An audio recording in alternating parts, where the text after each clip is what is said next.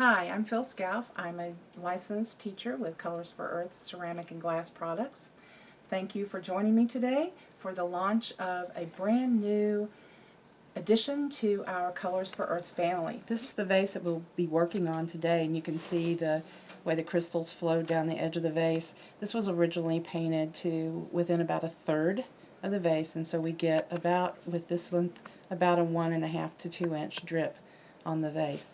This one was done, you can see the difference in doing this on a flat surface in terms of the type of flow that you get. So a lot of your results is going to be based on whether or not you're using a round piece, a flat piece, or even a textured piece.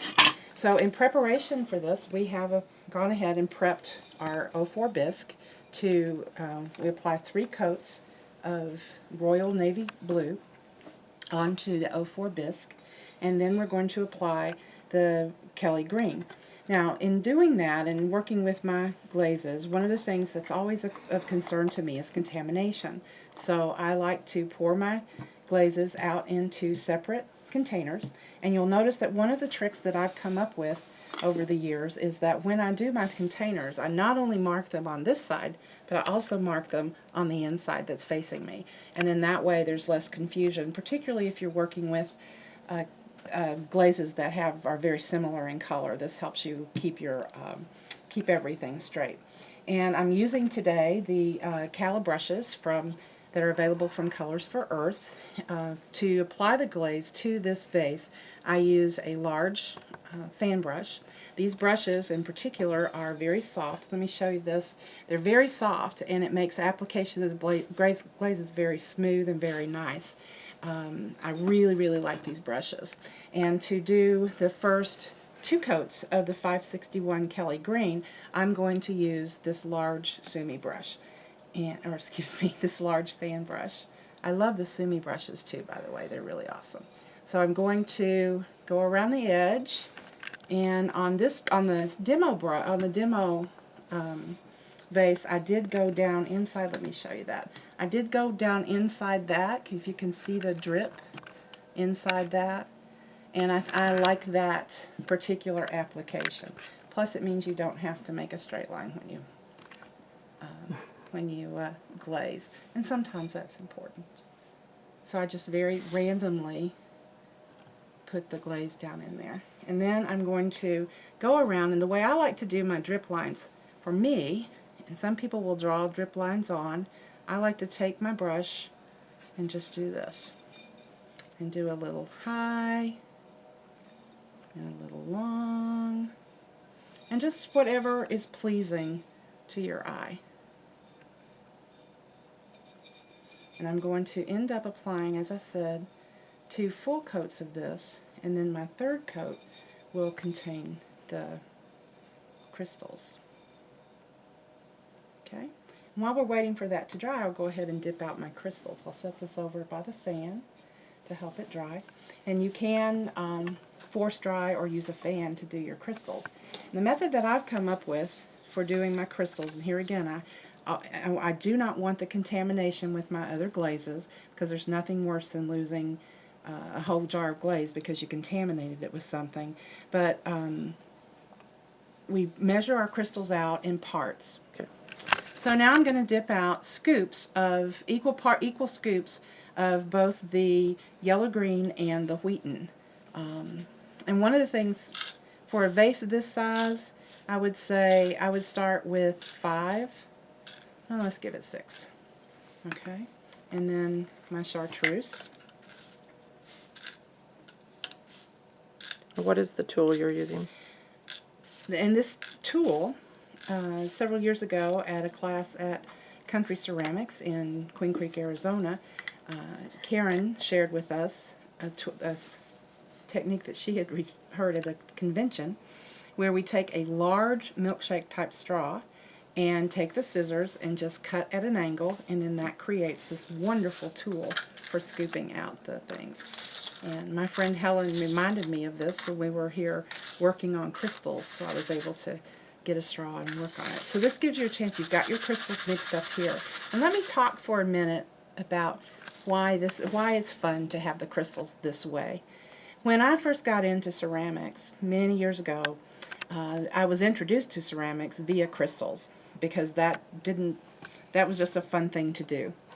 And I would get frustrated often because I would run out of glaze in the crystal bottle, or I would run out of crystals, or I couldn't tell which crystal was doing what in the firing process. And I always looked forward to seeing what my crystals were doing, but it still, I had a level of frustration.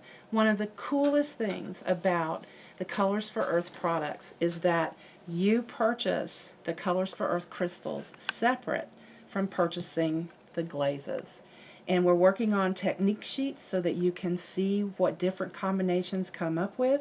But this way, if I decide that I really like the look of the Wheaten, which is, by the way, let me show you on here. As I mentioned, one of my great frustrations was the fact that I couldn't always predict what specific crystal I was picking up on my brush was going to do because I couldn't see it. It was encased in glaze.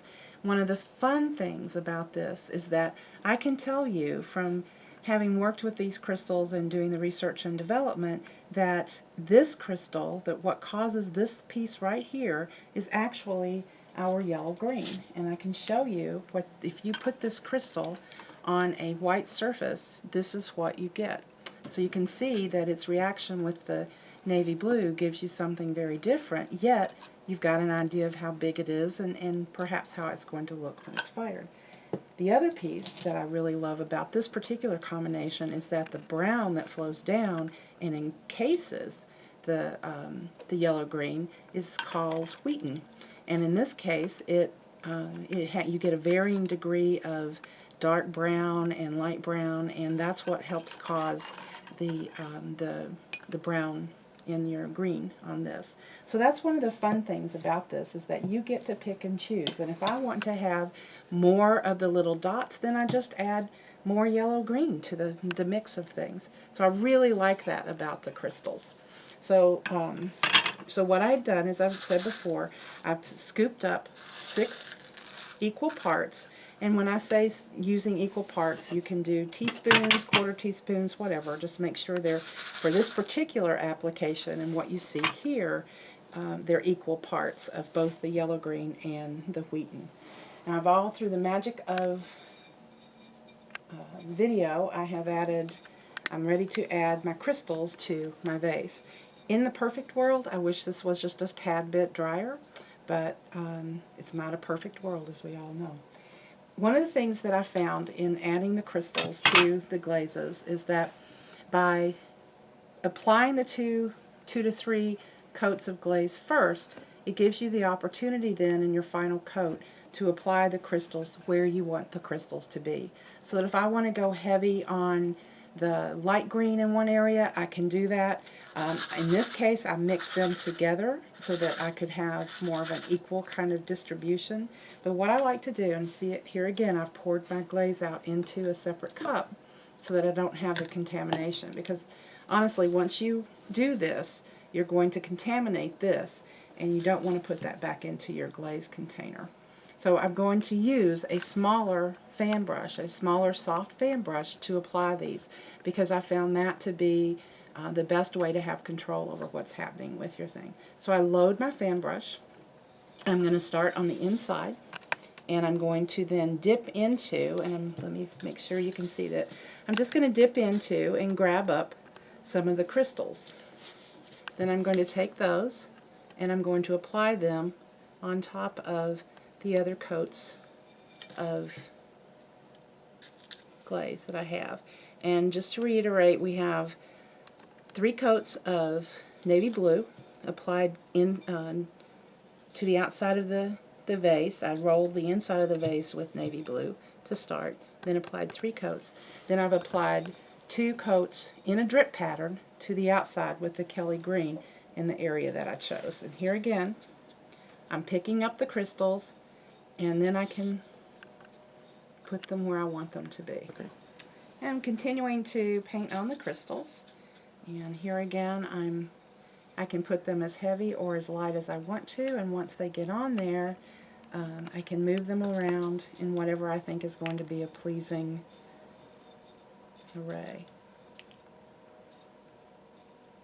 And as I mentioned before, one of the reasons that I'm really excited about this is that it gives you an opportunity to use all kinds of different combinations, to not only experiment, but to use different combinations of glazes, and you're not always running out of either crystals or glazes as you're doing this. And you'll notice that I'm not going like this. One of the things I discovered in my research with these crystals and trying to put together the pattern or the techniques and things, you'll notice that when I go like this, it's an up and down pattern. Now that may be pleasing, and it may be what you want to accomplish in terms of how they're when they're fired and how they look. But for this particular pattern, to make it look more like this, I did a random kind of technique like this.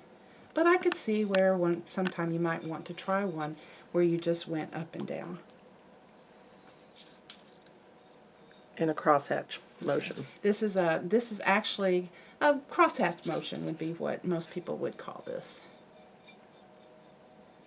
And you've already gotten on your major coverage. Remember, you've got 3 coats of glaze underneath this in the blue, and you've already put on 2 coats of glaze in the Kelly Green, so you've already got good glaze coverage. So we're not interested in the glaze coverage at this point.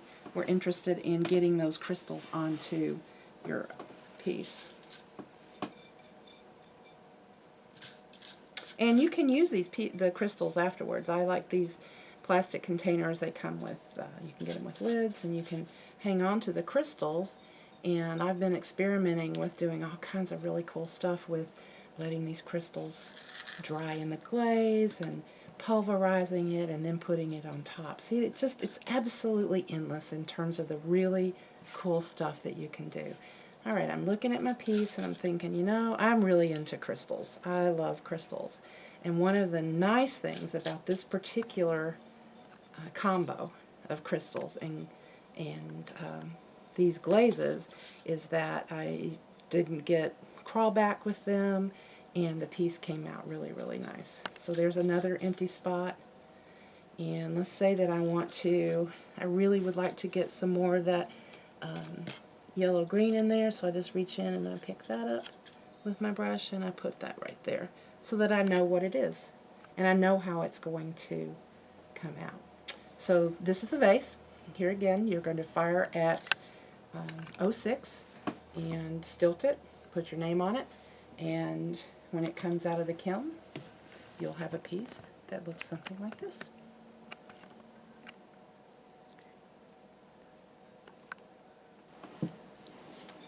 All right, let's talk a little bit about the pumpkins and that combination of crystals.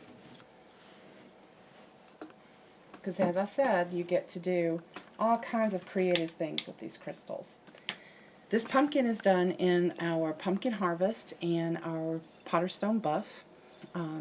We used crystals red, the coal black, and the burnt umber. I finished the top, by the way. I used Colors for Earth color concentrates on the top so that I could get the chalkboard type finish on the stem of the pumpkin. I believe I used 661 and some, 161 and 181 on the stem to get that look on the stem. But if you'll notice, this is the red. And as it pops out, you'll see red, but you'll notice too, in some places it looks orange. So it's just really, really cool how this ends up looking. And here's a test tile that we did with the Potterstone. Not quite as heavy an application of the Potterstone, but this here again is the Pumpkin Harvest, and then this is the Potterstone Buff, which I put very heavy crystals on this. Had very, very good luck with this particular combination, and in how it showed up on the pieces. And then this is a smaller pumpkin that we did. The other tiles that I have here are other applications of the crystals on using the red, the coal black, and the burnt umber on these tiles using color strokes as the base with clear glaze. Now that's a whole nother avenue that's opened up for you in terms of using these crystals. And on top of that, with our lava stones, this is a rough stone-like finish, watertight, absolutely wonderful, fun glaze to play with, and the crystals even look amazing on this. So there are lots more to come with techniques and opportunities. I'm looking forward to visiting with you again in the future to tell you some of the other great things that we've discovered about potters, about our different crystals, and I hope you'll join me again. Thank you.